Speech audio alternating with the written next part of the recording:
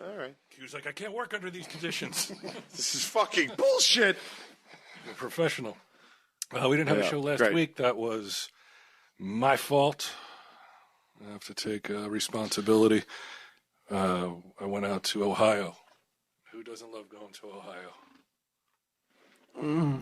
Almost everyone. Yeah, nobody that I know. I like Ohio. Do you? What are you playing there? Yeah, every time we go there we're not. We might be, I don't know. But every time we've gone, like, I've had a good time in Ohio. Yeah, this was casinos there. Well, like, you go to Ohio, you get worshipped like a god. I go to Ohio, I got to move furniture for 2 straight days, sweating like a fucking pig. Yeah, that's under those conditions. I wouldn't go to Ohio, but I wouldn't go anywhere under those conditions.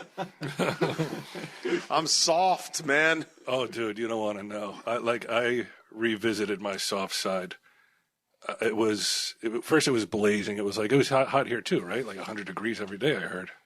Easily, yeah. Yeah. It's a heat wave. Yeah, it was insane. It was a good 90 there, and we, Mary Beth and I went out to. Here's the plan. In my mind, here's the plan. Tuesday we leave. Wednesday we get there to her parents' house, where she has couches and a couple other things that she needs to get. And you need them for your new for this new house, yeah. So we don't have to buy a whole bunch of furniture. Her parents have nice stuff, and then after that, after we load up that stuff, the plan is to go to her grandfather's, who just died, and he had like really nice stuff. So we're gonna get some shit from there. Can I just ask a question? Because it sounds like you didn't have a great time. Right. Did the possibility, or was it ever bandied about that, like, why don't we just hire a moving company? Well, we did hire a pod, or we bought, rented one of those pods that you put shit in. Yeah, it's still that. Yeah, there's nobody going to come out of that pod and move the furniture into it, though. No, it's not like around here where you can run down to Wawa and there's a bunch of guys that are like, "Hey, senor, can we help you out?" There's just nobody there. It's like this small fucking hick town. So then my plan was, okay, so we'll load up the shit on Wednesday from her parents' house. Thursday we'll go to her grandfather's house, load that shit into the pod, which was supposed to be there that day. And then Friday we'll take off. We'll get back. Where does the back pod by go? Saturday. Pod will, it takes a while to get it going, so we'll just go to the new place. But you don't have to bring the pod there. No, we don't have to bring the pod there. If you have a decent sized backyard. Me? Yeah, I'd say so. We played the backyard picnic Olympics in it one year, yeah. So big enough for that. Big enough to play a game of wiffle ball. Big enough for, have you ever seen any groundhogs back there? Oh, my God. The wildlife that's back there, I feel like I'm on Natural of Omaha's Wild Kingdom at times. No, you tell me you don't have a memory? That's a fucking great fall. Mutual of Omaha's Wild Kingdom. Yeah, what did I say? Natural Omaha.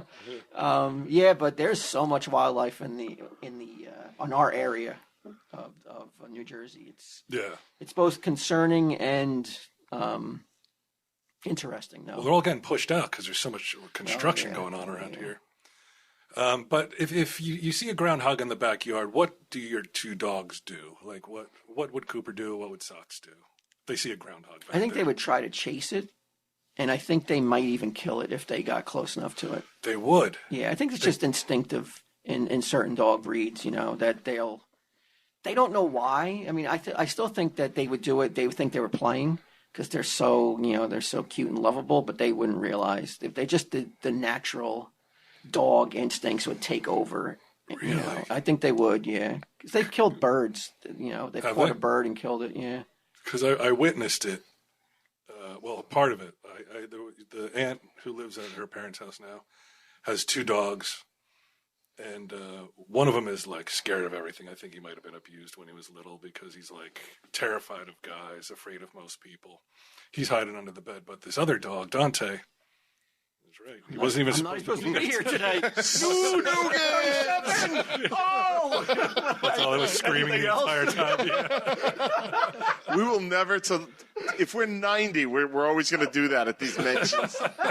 We're just so indoctrinated. It's like I think of nothing else when I hear these things. Like, it's instant. It's like we're in a cult. Yeah, it's not possible to think of anything else. If you see the number 37, hear the number 37, it's just like that's where your mind goes. Or even Dante, the word Dante. Yeah, there's there's no other Dante. None. But so the dog, like, we're putting shit into the truck.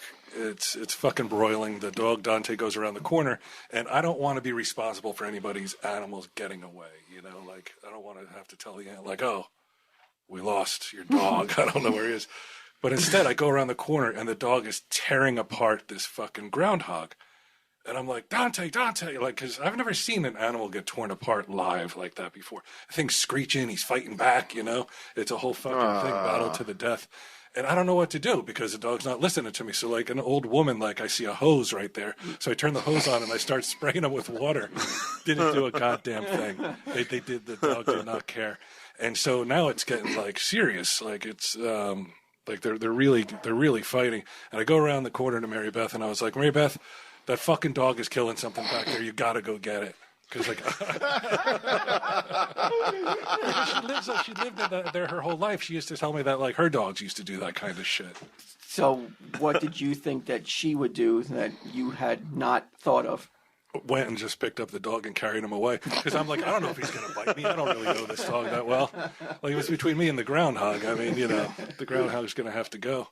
But Mary Beth went and she got the dog, and then she said the groundhog hobbled off and, like, went under the porch. Now, whether he survived it or not, I don't know. But, like, dude, the viciousness that this dog was attacking this fucking groundhog, who was just, like, sitting there eating clovers, minding his own business. It's the circle of life, bro. I mean, you know, you saw the Lion King. You know how fucking brutal it can be. Yeah. It's just the way it is. You can't, you know, that's survival of the fittest. Mm-hmm. You just that groundhog wasn't, I mean, I hope that doesn't apply to me. Yeah. I just had that. I had that hawk. I don't know if we've recorded since it happened, but the hawk, the neighborhood hawk that I have, ate one of my squirrels. Yeah, I saw that on Instagram. Yeah, and I had to do, because I was so, like, it was upsetting, but the squirrel was already dead by the time that I had even gotten outside my house. So I was like, okay, well, the hawk's already eating the squirrel, so what am I going to do? Like, you know what I mean? Like, it is a circle of life. Well, hold on. This is the other thing. I went to the hawk. Like, I tried initially to shoo it away, and I've never been looked at with such disdain and disregard than from a hawk looking at me trying to scare it. It wouldn't even stop eating. It just looked at me like, what the fuck? Like, are you serious? And, like, it didn't matter how, like, the closer I got to the hawk, the more scared I got. That it was just going to, like, launch at my face. So the hawk was basically, like, on my property eating my friend and telling me to go fuck myself. Ain't shit you can do about it. Ain't shit I could do. So I had to wait till the hawk was done. And then the squirrel got caught. It was trying to take off. And the squirrel got caught in the talon. So it was shaking its foot trying to get the squirrel off. And, like, it was going. And I'm looking there. Am I concerned? Because I couldn't tell if it was Stumpy or not. And that was really, like, you know, by now I know several of the squirrels. And I would be bummed if any of them got eaten. But, like, Stumpy would be the heartbreaker. So I had to do a post-mortem autopsy on the remains of the squirrel to see if I could make out if it was Stumpy. Right. And then I had to bury it. Buried it in a poison ivy patch. Didn't realize it caught poison ivy for 2 fucking weeks. I'm talking about on my balls, like up and down my leg. And then after all that, I couldn't tell if it was Stumpy because it was so mangled. And then Stumpy came out of a tree about an hour later, and I felt okay. But it was like, it was terrible, man. I still got the poison ivy, like the dried up, puckered, like scars now. Oh, good Lord. It was rough. But did you try to make it a little bit more digestible by saying maybe the hawk had, like, baby hawks that she would, you know, whatever she got in her mouth, maybe she brought back to the nest, and these little babies were starving. And Stumpy's brains. And what's the other one's? If it wasn't Stumpy, what's the other one's name, or does it not have a name? No, there's Scruffy, there's Red, there's Whitetail, there's a few. We go with Scruffy. It was Scruffy? No. It was one of the. It was the one that went. It was this little guy with red feet. I'd only started to getting to know him, so I didn't really give him a name, but I recognized he had very red. We can call him Red Feet. He's dead now. He's buried in my yard. Redfoot. Yeah, Redfoot. So maybe Redfoot, you know, is now, you know, is keeping again that circle of life going for those little baby hawks who now needed something to live and. Yeah, I think that's where I came to it. Like, what are you gonna do? But now. Like, we just had those 100-degree fucking days, right? And I put out food and drink for the squirrels now because if it's too hot, like, I want to make sure. But I'm in my pool because it's so hot out. And the hawk just hovers above my house now. And you just hear it screams. You just hear you know what I mean? And it's just so it's like something from Harry Potter. It's like this fucking angel of death just hovering over my house, and like I worry constantly about it. And like now when I take Benjamin out for walks, I'm worried this fucking hawk's gonna come down and like swoop and get Benjamin. It's that big. Oh yeah, it's big. And Benjamin's a lightweight too. He's pretty skinny. Yeah. He's old and frail now, too. Yeah, he was not even worth the meal, but they're not going to be able to tell that from up top. You know, they're just going to swoop in and grab him. So it was hardly worth killing this cat. Yeah, like he's 18. I mean, how much longer is he going to? He has no meat on his bones. I mean, put it this way: the squirrels don't even fucking worry about him. Like when he's walking around the house, like if there's a neighborhood cat around, you'll hear them all freaking out and panicking. They see Benjamin, they don't even like. They'll come up to me for the peanuts still. They're like, this old motherfucker is not going to bother me. Isn't it crazy how a squirrel with a brain the size of a pebble knows that isn't a danger? Like he can sense that cat is not a threat to him. That blows my mind. It's wild. Yeah. It's wild. I mean, it might have something to do with the fact they know I'm safe. And I'm a source of food, and I talk to them like a fucking lunatic. So they might be like, "Well, I know it's safe when he's around," but they don't even look at Benjamin. It's funny. Do you ever worry though that you could get too caught up in like because you get these you communicate with these creatures.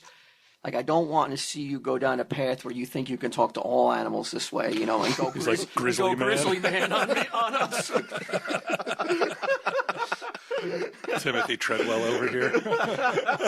I don't think the squirrels understand me, if it makes you feel better. Like, I think I'm just getting them used to my voice, you know what I mean? And now when I'm walking around the house and they hear me talking, they run towards me. So I know they're not like, this is my pal, Brian. They're like, he's a fucking source of food, but, I think they feel safe around me. Huh. So from there, I'm gonna fight a hawk. Yeah. sorry. Go ahead. So from her parents' house, we go to her grandfather's house, which is 2.5 hours away. And now I'm driving a truck. I'm driving a big U-Haul because we had to put all this shit into the U-Haul. We're going to take it to the grandfather's house, and then we're going to put it from the U-Haul into the pod, along with the stuff from the grandfather's place. So I get up to the grandfather's, I walk in, and I'm met with, I realize, I think for the first time ever, I'm like, this is what it must be like to be a super smeller, because the fucking odor in this house was so strong, it just fucking hit, punched me in the face the second I walked through the door, and I even said to her mom, I was like, what is that scent? And it turned out that the basement had flooded, so it was like mildew and stuff, And I said to Mary Beth, I was like, look, not to be a pussy, but I was like, I can't stay here with this kind of smell. You can stay. You can stay. That is kind of being a pussy. All right, fine. So to be a pussy.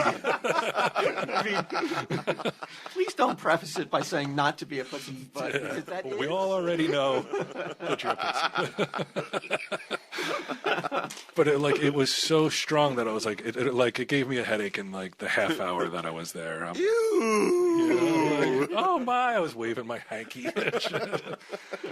So we're like, all right, there's. But is anybody else having these reactions? No, no, that's what I don't get. It's so weird. It's really strange that you guys aren't like, let's get out of here. But there was a place nearby that we stayed when we went to her grandfather's funeral. Then there's another place that was equidistant, but $200 more expensive. So I was like, well, let's go for the cheaper one. It's a quality, and they're usually pretty decent. I'm telling you, if you're going through Mansfield, Ohio, do not, whatever you do, if you take any advice from your pal Bry, do not go to the Quality Inn in Mansfield, Ohio. I would have rather went back to the house. The place smelled the room smelled like cigarette smoke mixed with mildew. There was hair on the counter. There was a ceiling fan that looked like it hadn't been cleaned since fucking ceiling fans were invented. One of the blades was broken off. Mary Beth is like, we're not staying here. Now, this is 7:00 in the evening. So she gets